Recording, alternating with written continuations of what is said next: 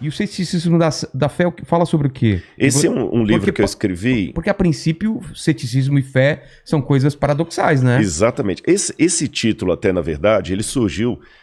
que eu tive algumas entrevistas no programa do Jô. Eu vi. E a terceira entrevista que eu tive lá, foram 3 entrevistas. Na terceira, eu lembro que eu falei com ele que a fé era racional. Aí ele falou, essa foi a maior antifrase que eu já ouvi aqui no programa. Total, né? E eu falei com ele, olha, é porque se a fé não for racional, não é fé, é fideísmo, ou crendice. Ou seja, o Machado de Assis falava de um personagem de Rubião, Quincas Borba tinha o Rubião, que era um personagem que ele dizia o seguinte, Rubião era mais crédulo do que crente. Então, às vezes, é uma diferença do que crente. Qual é a diferença? O crente, apesar do jargão popular pensar diferente, o crente é aquele que acredita porque ele tem evidências para crer daquele jeito. O crédulo é um ingênuo, é aquele que tem a fé por amor da fé. Ele acredita em qualquer coisa. Qualquer coisa. Você tá entendendo? Tá. Então eu aproveitei esse lance, e é um livro que eu já estava escrevendo. Esse livro é mais na área filosófica. Eu trato de questões, por exemplo, ali, se Deus existe e é todo amor e todo poderoso, por que criança morre de leucemia? Tem guerra. Exatamente. Pandemia. Então falo de muita coisa. Será que dá para acreditar em Deus e na Bíblia? É uma linguagem assim que eu falo bem da filosofia, que é uma das minhas áreas também. Falo um pouco da pós-modernidade. Numa linguagem mais descontraída. Tem um capítulo que eu falo decifrando Homer Simpson. Que eu faço uma análise sociológica do cidadão de hoje. E o título, O Ceticismo da Fé, criou esse paradoxo justamente para mostrar que às vezes é preciso duvidar para crer. Porque se você for olhar bem, vamos pegar o ateu clássico, ou o cientista clássico. Eu estava vendo esses dias aí o depoimento daquele Carlo, fugiu o sobrenome dele agora, que está sendo considerado o novo físico aí para substituir Stephen Hawking, né? Ravaleri, daqui a pouco eu lembro o sobrenome dele. Ele mesmo fala, eu sou ateu, sou descrente e tudo mais, mas eu acredito num monte de coisa que eu não vejo. Olha. E os físicos são assim. Por exemplo, quem já viu a matéria negra? A matéria escura? A matéria escura, energia escura, Não tem nem como provar isso. Multiversos, que muitos físicos falam de multiverso. Universos paralelos. Tudo é cálculo, tudo é teoria. Tudo é cálculo. Não tem nada. É verdade. Eles continuam falando firmemente sobre isso. E é interessante que eles até acreditam no que eles não veem. Porque ele foi ao universo, não vê Deus lá, então ele crê que Deus não existe. E é um paradoxo, mas é uma realidade. Até que alguém prove alguma coisa para ele. Para ele, então ele crê no que ele não viu. Como não tem Deus lá, eu tenho certeza que ele não existe. Você tá entendendo? Mas eu acho que na cabeça dele, por exemplo, o cálculo matemático meio que prova que existe essas coisas. Não seria isso? Não há. Na verdade, você tem alguns indícios, mas são os mesmos indícios que um cosmógrafo teísta, que acredita em Deus, vai usar para falar assim, olha, o universo demonstra planejamento. Logo, deduz-se que é um criador. Seria mais ou menos assim, explicando em linguagem simples, aí eu até falo por que eu coloquei esse título. Vamos supor que eu chego aqui no seu estúdio, que aliás, muito legal. Eu já tirei foto aqui, cara, psicodélico demais. Tem muito bacana, coisa, cada muita cantinho. Não, esse chimpanzé aí, se sumir... É você que levou. Tá, eu tô sabendo. Ele tá descolando aqui. Suponhamos que tivesse aqui, entre o seu acervo aqui, no chão aqui, uma latinha com comida de cachorro. Eu não vi o cachorro, mas eu posso deduzir, senhora, o Vilela tem algum pet de casa aqui, algum cachorro. Eu falo, mas você viu o cachorro? Não, mas eu tenho indícios que tem um cachorro aqui. Entendi. O ateu, se fizer uma comparação, ele raciocinaria assim, não, eu não vi cachorro nenhum. Tá, mas e a ração? Deve ter outra explicação racional para a presença dessa ração aqui, mas não é que existe um cachorro na casa. A não ser que eu veja um cachorro. A não ser que eu veja um cachorro, eu posso ver a ração, ela não é indício que é um cachorro.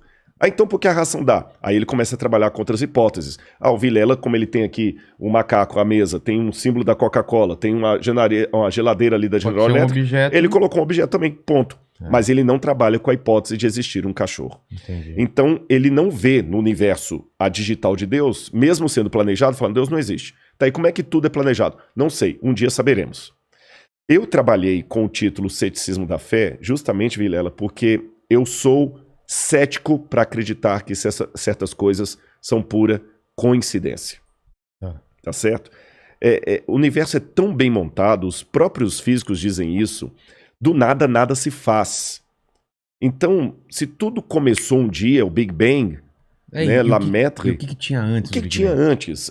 Agora, esse novo cosmólogo já está trabalhando assim, não, talvez antes do Big Bang houvesse um outro universo que nós somos gerados por ele, mas esse talvez é uma coisa especulativa, que eu nem posso chamar de filosófica. É especulativa total, porque não existe indício nenhum disso.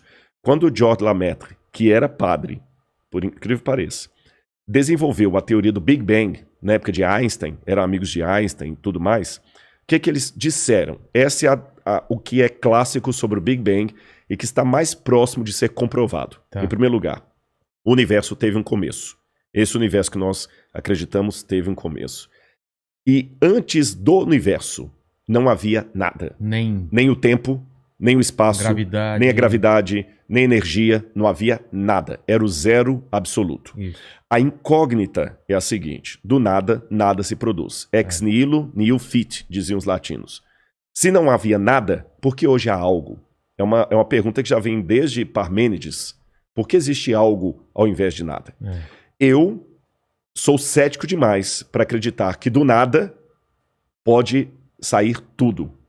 É mais sensato para mim acreditar que existia uma causa primeira, para citar o Aristóteles aqui, essa causa primeira que deu origem a tudo que existe e ela mesma não pode ser dimensionada ou delimitada pelo tempo, pela gravidade, porque essas coisas partem depois dela.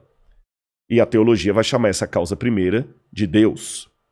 Tá certo? E alguns falam, não, eu acredito em qualquer coisa, menos Deus. Eu prefiro acreditar na possibilidade de ter tido um universo anterior ao nosso. Tem aquela teoria do efeito sanfona, né? Ele vai se expandindo, depois contrai, explode, etc. Só que quais são as evidências científicas para isso? Zero absoluto. Né? Então, apenas sabendo, a gente só sabe que o universo está se expandindo, isso sabe. Exatamente. Então, na verdade, eu sou tão cético quanto os ateus.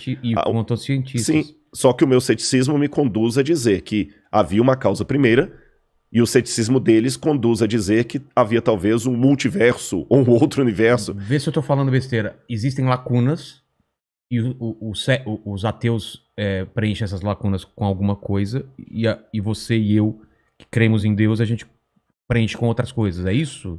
Sim são lacunas. E não, são lacunas. É só que essa frase, o Deus das lacunas, ela acabou... Existe isso? Existe essa expressão, o Deus das lacunas. Não sabia. Só que ela é dita de uma forma pejorativa, sabe? Ela é dita de uma forma pejorativa, como se fosse assim, o crente, o crentez, até para falar numa linguagem bem vulgar assim. Não tem explicação, é Deus. Bom, não tem explicação, é Deus. E isso acaba caindo realmente de uma forma caricata. Fácil, né? É exatamente, porque existe também o acaso. Eu tô conversando com você aqui, eu posso derrubar esse copo e cair no chão e quebrar. Não é um milagre. É um milagre, ou o diabo que derrubou, o Deus que derrubou. Então, realmente é uma forma caricata de falar da fé. Eu não acredito que seria simplesmente o Deus das lacunas. É a lógica que me permite preencher essa lacuna com uma hipótese, que a minha hipótese é a hipótese teocêntrica, a hipótese de Deus. Tá.